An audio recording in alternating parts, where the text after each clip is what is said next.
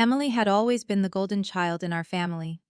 From the time we were little, everything about her seemed to shine brighter. Teachers loved her, neighbors praised her, and relatives constantly talked about how beautiful and confident she was. At every family gathering, someone would inevitably say the same thing with a laugh. Emily is going to do something amazing one day. My parents would smile proudly, as if they had personally created perfection. And then there was me. I was always introduced differently. "This is our other daughter," my mom would say casually, sometimes forgetting to even say my name. Growing up, I learned to live quietly in Emily's shadow. If she won a trophy, the house celebrated. If I brought home good grades, my parents would nod and say, "That's nice." When Emily made mistakes, they were brushed off as charming quirks. When I made mistakes, they were reminders of how I needed to try harder. I can't remember exactly when I started believing I was the less important daughter. Maybe it was the day my mom spent 3 hours helping Emily prepare for a school presentation but told me to figure it out myself.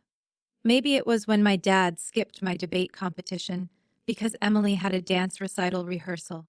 Or maybe it was all the little moments that slowly added up until the truth felt obvious. Emily mattered more. But despite everything, I still loved my sister. I kept hoping that someday we would grow up, leave all that childhood competition behind, and become the kind of sisters who actually cared about each other. That's why I was surprised when Emily asked me to be her maid of honor.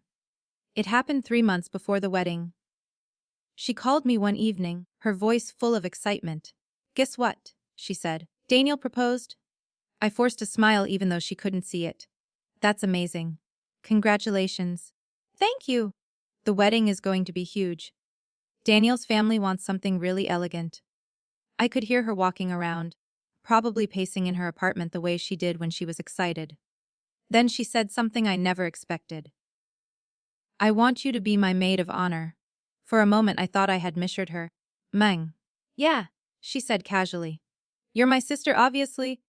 It was the first time in years that she had chosen me for something important. I remember sitting on the edge of my bed, staring at the floor while hope slowly crept into my chest. Maybe things were changing. Maybe adulthood had softened whatever rivalry existed between us when we were younger.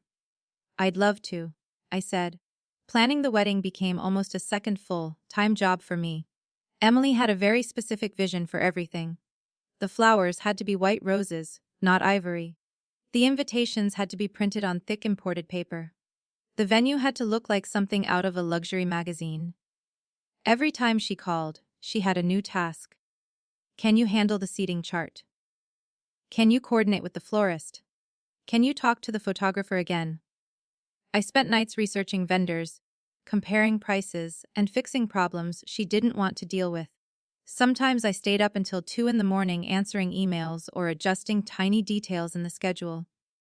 Emily rarely said thank you. But I told myself that weddings were stressful, and she probably didn't mean anything by it. The venue she chose was stunning. It was a massive banquet hall just outside the city, surrounded by gardens and fountains. When I arrived the morning of the wedding to help with preparations, workers were hanging crystal decorations from the ceiling. White roses lined the aisle, and soft golden lights glowed across the walls. Everything looked perfect. Emily arrived 2 hours later with her bridesmaids. They immediately filled the dressing room with laughter and loud music. I helped steam dresses, arrange bouquets, and keep track of the timeline. When Emily stepped into her wedding gown, everyone gasped. She looked beautiful. For a brief moment, she caught my eye in the mirror. "You did good with the planning," she said. It wasn't exactly gratitude, but it was the closest thing I'd gotten. The ceremony itself was smooth and elegant. Daniel looked nervous but happy as he waited at the altar. When Emily walked down the aisle, nearly every guest stood to take pictures. I stood beside her holding the bouquet, trying to ignore the tightness in my shoes and the nervous flutter in my stomach. The reception was even more extravagant. The hall filled with music, clinking glasses, and the sound of more than 100 conversations happening at once. Waiters carried trays of champagne between the tables while guests admired the decorations. Someone told me there were about 120 people in attendance. The bridal party sat at a long table near the dance floor. I watched Emily laugh with her friends while Daniel's relatives congratulated the newlyweds. At one point my parents came over. My mom looked around proudly. "Isn't this amazing?" "It's beautiful," I said. My dad chuckled. Emily always knew how to make an impression. They didn't mention the months I had spent helping organize everything. But by then I was used to that. After dinner, the speeches began. One by one, people stood up to say a few words about the happy couple. Daniel's best man told a funny story about how they met in college. Emily's best friend talked about their childhood memories. The guests laughed and applauded. I relaxed slightly, thinking the hardest part of the night was over. Then Emily stood up. She picked up the microphone with a confident smile. "I just want to thank everyone for being here tonight," she said, her voice echoing through the hall. The crowd clapped politely. Then she glanced toward me. "And of course, I need to thank my maid of honor, my sister." People turned their heads to look at me. I felt heat rush to my face but forced a small smile. Emily paused dramatically. "You know," she said with a playful laugh. "Growing up with her was always interesting." A few guests chuckled lightly. She was always the quiet one in our family. The awkward one. The laughter grew louder. I felt my stomach twist, but I told myself she was just teasing. Emily leaned against the microphone stand, clearly enjoying the attention. "I mean seriously, if anyone here is single tonight, don't worry. She's very available." The room erupted with laughter. My chest tightened. I glanced toward my parents, hoping they would look uncomfortable or say something. Instead, they were laughing harder than anyone. Emily grinned as she continued speaking. She actually begged me to be maid of honor because she thought maybe she'd finally meet someone at my wedding. More laughter exploded across the hall. 120 guests, laughing at me. I felt like the floor had disappeared beneath my feet. My hands trembled in my lap as the sound of their laughter filled the room, louder and louder, until it felt like it was pressing down on my chest. And Emily still wasn't finished. The laughter continued for a few seconds, rolling across the hall like a wave. It was loud, careless, and strangely distant in my ears. I sat frozen in my chair, staring at the tablecloth in front of me, while Emily smiled confidently at the crowd. She looked completely comfortable standing there, with the microphone, as if humiliating me in front of everyone was just another part of the evening's entertainment. For a moment, I thought she might finally stop. Maybe she would say something kind to balance the joke. Maybe she would end the speech with a "thank you for helping with the wedding." But she didn't. She leaned slightly closer to the microphone and laughed again. "Honestly," she said, "she's been single for so long I was starting to wonder if weddings scare men away." More laughter burst out from the tables. A man at the far end of the hall even clapped his hand on the table, as if it was the funniest thing he had heard all night. My chest felt tight. I kept my eyes down, hoping that if I didn't look up, the moment would pass faster. But then I heard the one sound that cut through everything else. The scrape of a chair against the floor. It was loud enough that several people turned their heads. I looked up. Daniel was standing. At first I assumed he was simply going to stand beside Emily, maybe wrap an arm around her and continue the speech together. That would make sense. Newly married couples often did that. But something about his posture felt wrong. His shoulders were stiff, and his expression wasn't amused like everyone else's. The laughter slowly began to fade as people noticed him walking toward the stage. Emily saw him too. She smiled at first, clearly thinking he was joining the joke. "Babe," she said into the microphone with a playful tone, "don't worry. I promise I'm almost done roasting her." A few guests chuckled again, but Daniel didn't smile. He climbed the small steps to the stage and walked directly toward her. Now the room was quiet enough that I could hear the faint hum of the air conditioner and the soft clinking of someone setting down a glass. Emily's smile wavered slightly. "Relax," she said, lowering the microphone for a second. "It's just a joke." Daniel looked out at the crowd, then back at her. When he spoke, his voice was calm, but it carried across the hall clearly. "I'm sorry," he said, "but this isn't funny." A ripple of confusion spread through the guests. Emily blinked. What? Daniel reached for the microphone. For a moment she hesitated, but he gently took it from her hand. The entire room seemed to hold its breath. I think we need to pause for a second, he said, looking out at the guests. Because what just happened isn't entertainment. No one laughed this time. People shifted in their chairs, glancing at each other. Emily forced a small laugh. You're my god, dramatic. He shook his head slowly. No, I'm not. Then he turned slightly and gestured toward me. Humiliating someone who has supported you your entire life isn't a joke. My heart pounded as every head in the room turned toward me again. But this time, no one was laughing. Emily crossed her arms. You know she can take a joke, she said quickly. We've always teased each other like that. I wanted to disappear. I didn't want anyone defending me. I didn't want attention. I just wanted the moment to end. But Daniel didn't back down. I've heard teasing, he said calmly. That wasn't teasing. He looked around the hall. That was humiliation. The word hung heavily in the air. I saw my mother frown from her seat. My father leaned back in his chair with an annoyed expression. Emily's cheeks turned slightly red. You're ruining the mood, she snapped quietly. Daniel ignored her and continued speaking. She spent months helping plan this wedding, he said, his voice steady. Late nights, phone calls with vendors, organizing everything. Several guests murmured in surprise. Emily looked irritated now. So what? She said. That's what maid of honors do. Daniel nodded slowly. Exactly. She helped make this day possible. He paused for a moment before adding something that made the entire room even more uncomfortable. And this is how you thank her. Emily's jaw tightened. You're overreacting, she insisted. Daniel turned his head and looked directly at my parents' table. And honestly, he continued, the fact that her own family is laughing makes it even worse. My mother's smile vanished instantly. My father shifted in his seat. A few guests began whispering to each other. Emily stepped closer to Daniel and lowered her voice, though the microphone still picked it up. Daniel, stop, she said sharply. You're embarrassing me. He looked at her with an expression I couldn't quite read. No, he replied quietly. Then he gestured toward me again. You embarrassed her. For the first time that night, someone in that room looked at me not with amusement or pity, but with something else.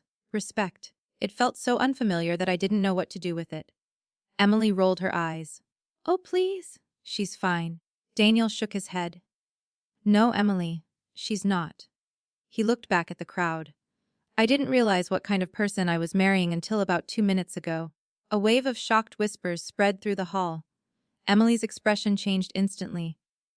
What is that supposed to mean? She demanded. Daniel took a slow breath. I've heard you joke about her before, he said. I thought it was harmless sibling teasing. Emily's face grew paler. But this, he said, gesturing around the room, this isn't teasing. This is public humiliation. Someone at a nearby table muttered, Oh wow. Emily's voice shook with anger now. You're choosing her side over mine. Daniel didn't answer right away. Instead, he looked down at the floor for a moment, as if carefully choosing his next words. When he spoke again, his voice was quieter, but somehow even more powerful. This isn't about sides, he said. He lifted his gaze and looked straight at Emily. This is about basic respect. The silence in the hall was almost overwhelming now. No music, no laughter, just more than 100 people watching a wedding unravel in real time. Emily's hands trembled slightly as she crossed her arms again. Daniel, she said slowly, what exactly are you trying to do right now? He held the microphone loosely in one hand. I'm trying to understand something, he said. And what's that? She snapped. His answer came so calmly that it made the entire room freeze. I'm trying to understand why I'm about to marry someone who thinks cruelty is funny. For a moment after Daniel's words echoed through the hall, no one moved. The silence was so thick it felt like the air itself had frozen. More than 100 guests sat at their tables staring at the stage, unsure whether they were witnessing a terrible misunderstanding or the complete collapse of a wedding. Then the whispers began. They started softly at first, like the rustling of wind through leaves, but quickly spread across the room. Did he just say that? Is this part of the speech? What's happening? Emily stood rigidly in the center of the stage, her eyes wide with disbelief. Her carefully practiced wedding smile had completely vanished. In its place was something raw and angry. You can't be serious, she said, her voice trembling. Daniel didn't answer immediately. He looked out across the crowd again, as if he was seeing everything with new clarity. The chandeliers above cast soft, golden light across the hall, illuminating the shocked faces of relatives, coworkers, and friends who had come expecting a celebration. Instead, they were witnessing a confrontation. My mother suddenly pushed her chair back from the table and stood up. Daniel, she said loudly, trying to sound calm even though the tension in her voice was obvious. I think we should stop this right now. Several guests turned toward her. This is supposed to be a happy day, she continued, walking toward the stage. You're making a scene over a harmless joke. My father nodded from his seat, clearly irritated. Yes? He added gruffly. Everyone knows sisters tease each other. Daniel watched my mother approach the stage. When she reached the steps, he spoke again. Respectfully, he said. That didn't sound harmless to me. Emily let out a frustrated laugh. Oh my God, she said, throwing her hands up. You're acting like I committed a crime. Daniel's eyes moved back to her. No, he said quietly. You humiliated your sister in front of 120 people. The words seemed to echo through the hall. Emily's expression hardened. She's always been sensitive, she snapped. If she can't handle a little teasing, that's not my fault. My stomach twisted when I heard that. It wasn't the first time she had said something like that. Growing up, whenever she made a cruel comment and I got upset, she always used the same defense. You're too sensitive. As if the problem was never what she said. It was always me. Daniel's jaw tightened slightly. I've seen this before, he said slowly.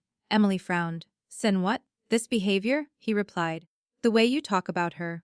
A few guests leaned forward in their chairs, clearly sensing that something serious was unfolding. Emily scoffed. Oh, please. But Daniel continued. You joke about her in private too, he said. You laugh about how she's the backup sister. The words hit me like a sudden punch. Backup sister. I had never heard that phrase before, but somehow it made perfect sense. Emily's face flushed instantly. That was a joke, she said sharply. Daniel shook his head. Cruelty disguised as humor is still cruelty. The room grew even quieter. I could feel dozens of eyes shifting between Emily and me. Emily turned suddenly and pointed at me. This is your fault. The accusation startled me so much I blinked in confusion. My fault. I repeated softly. Yes, she snapped. You always do this? Her voice was louder now, trembling with anger. You sit there looking sad and make everyone feel sorry for you. The accusation felt surreal. I had spent the entire speech trying to make myself invisible. I didn't ask you to say those things, I said quietly. Emily laughed bitterly. Oh please, you've always played the victim. Something in my chest tightened painfully. For years I had stayed silent whenever she said things like that. I had convinced myself that arguing would only make things worse. But now, standing in front of an entire room full of people, something inside me began to shift. Maybe it was the humiliation. Maybe it was the exhaustion from years of swallowing my feelings. Or maybe it was simply the realization that nothing I did would ever be good enough for her. I slowly stood up from my chair. The movement drew the attention of nearly everyone in the room. My legs felt slightly unsteady, but I forced myself to remain upright. Emily glared at me. See, she said to the crowd. Look at her. She's doing it again. I took a slow breath. I didn't make you humiliate me, I said quietly. My voice wasn't loud, but the silence in the hall made every word clear. Emily's eyes flashed. You're twisting things. I turned my head slightly and looked at my parents. They were standing near the stage now, both watching the scene with tense expressions. And I didn't make you laugh, I added softly. My mother immediately looked away. My father crossed his arms, clearly uncomfortable. In that moment something painful became impossible to ignore. I had spent my entire life hoping that one day they would stand up for me. That someday they would say, that's enough, Emily. But they never had. And judging by their silence now, they probably never would. Daniel looked between us carefully. This isn't about blaming anyone, he said gently. Emily turned on him again. Then what is it about? She demanded. He hesitated for a moment before answering. It's about realizing something I should have seen sooner. Emily folded her arms. And what's that? Daniel's voice was calm but firm. That this isn't the first time something like this has happened. Several guests exchanged uneasy glances. Emily's frustration exploded. You're seriously doing this right now? At our wedding? Daniel didn't raise his voice. Yes, he said simply. Emily stared at him as if she didn't recognize him anymore. You're choosing her over me. Daniel shook his head slowly. No, he replied. Then he looked directly at her. I'm choosing not to ignore something that's wrong. For the first time since the confrontation began, Emily seemed unsure what to say. Her confidence, which had filled the room only minutes earlier, was starting to crack. But the damage had already been done. The wedding that had begun as a celebration had turned into something else entirely. And there was no way to pretend anymore that everything was fine. The room felt heavy after Daniel's last words. No one was smiling anymore. The energy that had filled the hall earlier, music, laughter, celebration, had completely vanished. Now there was only tension hanging in the air like a storm waiting to break. Emily stared at Daniel as if she couldn't believe what she was hearing. You're unbelievable, she said, her voice shaking. You're really doing this to me today. Daniel didn't answer immediately. Instead, he looked down at his left hand. Slowly, he slid the wedding ring off his finger. The small movement felt louder than any shout. A collective gasp moved through the crowd. Several guests actually stood halfway out of their chairs before sitting back down again. Emily's eyes widened in panic. Daniel, what are you doing? She whispered. He held the ring between his fingers for a moment, staring at it like it had suddenly become something unfamiliar. I'm sorry, he said quietly. But I can't marry someone who treats people like this. The words seemed to echo through the hall. Emily's face turned pale. You're throwing away our future over her, she said, pointing toward me. Daniel shook his head slowly. No, he replied. His voice was calm, but there was a weight behind it that made it impossible to ignore. I'm refusing to build a future on cruelty. Another wave of whispers spread through the room. Emily's bridesmaids, who had been standing near the stage, looked completely stunned. One of them covered her mouth with her hand. My mother stepped forward quickly. This is ridiculous, she said sharply. You're embarrassing everyone. Daniel looked at her, but he didn't argue. Instead, he walked to the small table beside the stage where the wedding cake knife had been placed earlier. Carefully, he set the ring down on the table. The quiet clink of metal against glass sounded strangely final. Emily's composure shattered. You can't just leave, she shouted. Her voice cracked, loud enough that several guests flinched. You don't get to walk away from this? Daniel turned back toward her. I'm not trying to hurt you, he said. Emily laughed bitterly. Oh really? Because that's exactly what you're doing. Her mascara had begun to smear slightly under her eyes, leaving faint dark streaks against her makeup. You're humiliating me in front of everyone, she continued. Daniel paused before answering. No, he said softly. You humiliated someone else first. Emily's face twisted with anger. This is insane, she snapped. Then she suddenly turned toward me again. This is your fault. Every head in the room turned toward me for the third time that evening. The accusation hit me like a sudden slap. My fault, I asked quietly. Yes, she yelled. Her voice echoed across the hall now, no longer controlled or graceful like the bride everyone had admired earlier. You've always been jealous of me. The words hung in the air. For years, that accusation had been thrown at me whenever Emily didn't want to take responsibility for something. If she got in trouble for teasing me, I was jealous. If I disagreed with her, I was jealous. It was her favorite explanation for everything. But standing there now, surrounded by silent witnesses, something inside me felt different. I wasn't angry. I wasn't even hurt the way I expected to be. I was simply tired. I looked at her calmly. No, I said softly. I've just always wanted a sister. The words were quiet, but they carried across the hall with surprising clarity. For a moment, Emily didn't respond. Her expression faltered slightly, as if she hadn't expected that answer. Then her anger returned, sharper than before. "You're pathetic," she muttered. My parents looked deeply uncomfortable now. My father rubbed his forehead while my mother avoided looking at anyone directly. Guests whispered among themselves. The beautiful wedding reception had turned into something awkward and painful that no one quite knew how to escape. Daniel took a step toward the exit. "I think it's best if I leave," he said. Emily's eyes widened again. "You're seriously just walking out?" He nodded. "Less." Her voice rose another octave. "What about the guests? The reception? The wedding?" Daniel glanced around the hall. People quickly looked away when his eyes passed over them. "I think everyone will understand," he said quietly. Emily laughed bitterly again. "You're destroying everything?" Daniel didn't argue with her. Instead, he simply turned and began walking toward the exit. The sound of his footsteps across the polished floor seemed strangely loud.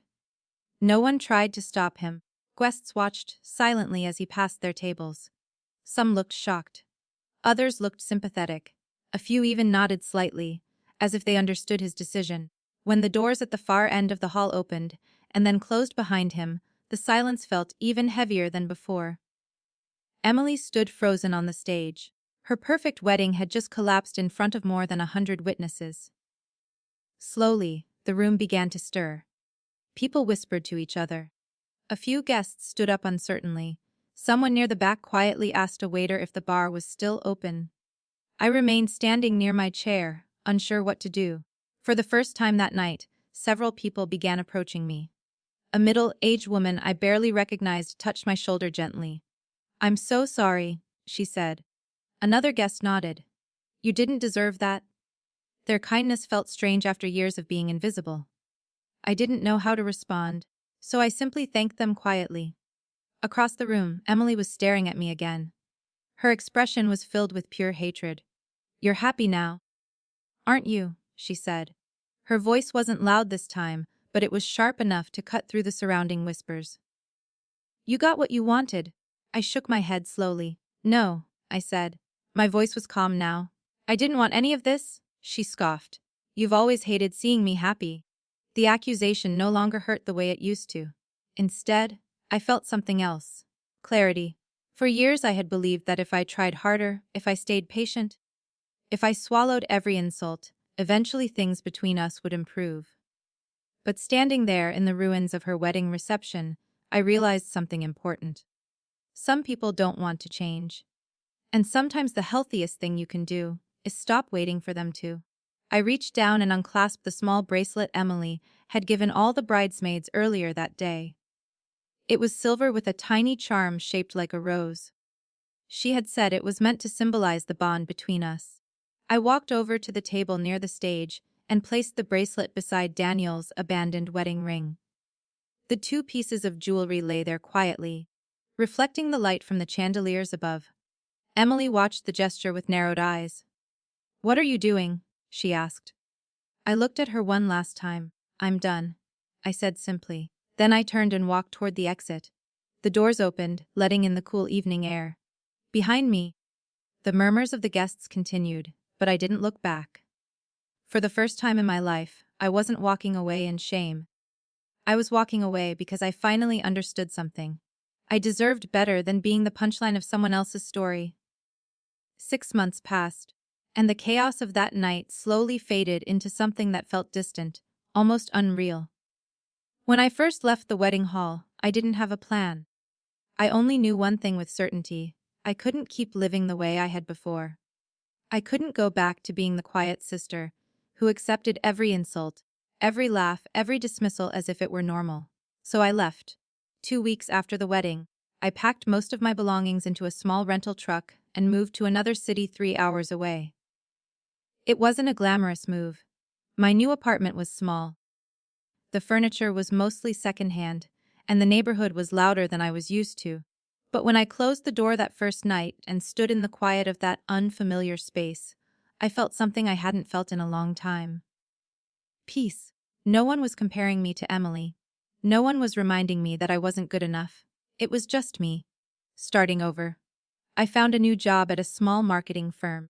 The work was steady, sometimes exhausting, but my coworkers treated me with a level of respect that still surprised me. They listened when I spoke. They thanked me when I helped with projects.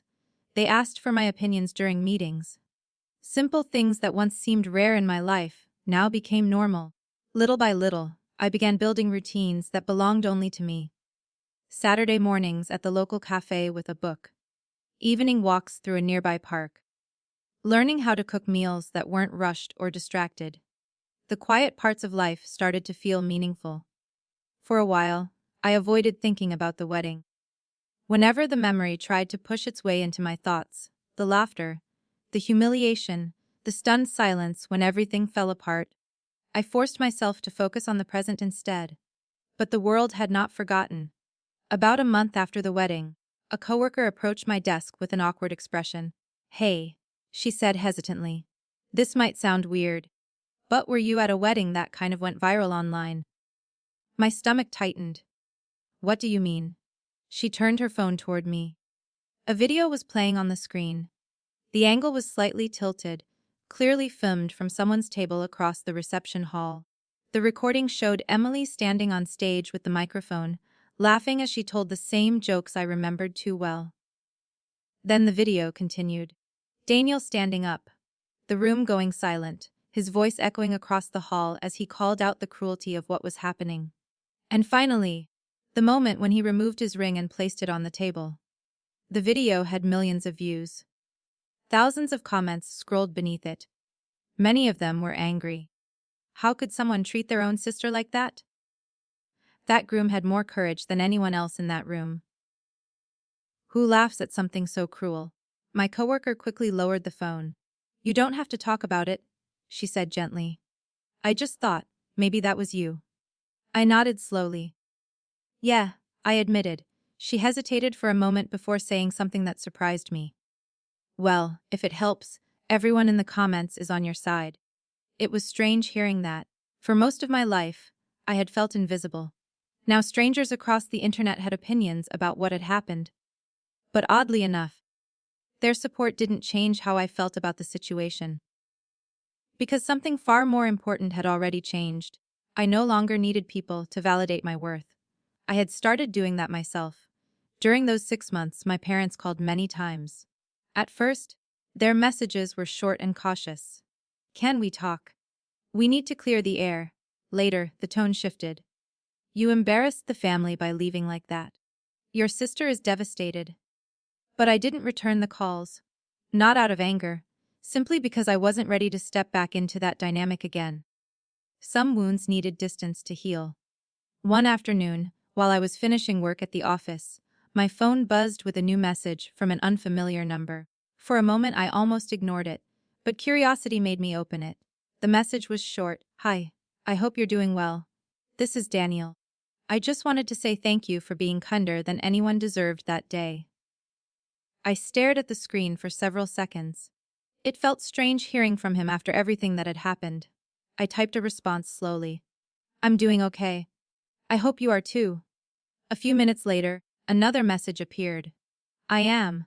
It took some time, but I'm glad I made the decision I did." We exchanged a few more messages over the next week. Nothing dramatic. Nothing heavy. Just simple conversations about work, life, and how strange it felt that a single moment had changed so many things. Eventually he asked if I wanted to meet for coffee sometime. I hesitated. Not because I was afraid, but because I wanted to be sure I wasn't stepping into something complicated. But when we finally met at a quiet cafe, one Saturday afternoon, the conversation felt surprisingly easy. We didn't talk much about the wedding. Instead, we talked about the months after it, the adjustments, the lessons we had both learned. At one point Daniel smiled thoughtfully. "You know something," he said. "What?" That moment probably looked like a disaster to everyone watching. I laughed softly. "Yeah, it definitely felt like one. But for me," he continued, "it was the moment I realized I couldn't ignore what kind of person I was building a life with." I nodded. "And for me," I said, "it was the moment I realized I didn't have to keep accepting the way people treated me." We sat quietly for a moment, sipping our coffee. Outside the cafe window, people walked along the sidewalk, living ordinary lives that had nothing to do with the chaos that had once surrounded us. Eventually Daniel spoke again. Do you ever regret leaving that night? I thought about the question carefully. The humiliation, the years of feeling like the lesser daughter, the moment I finally walked away. No, I said honestly. For the first time in my life, I had chosen myself. And that choice had changed everything. Because sometimes the people who laugh at you the loudest believe you'll always stay where they put you. They believe you'll keep accepting the role they've written for you. But the moment you realize your worth, the moment you stop asking for permission to be respected, you stop being the person they underestimated. You become the person they never saw coming.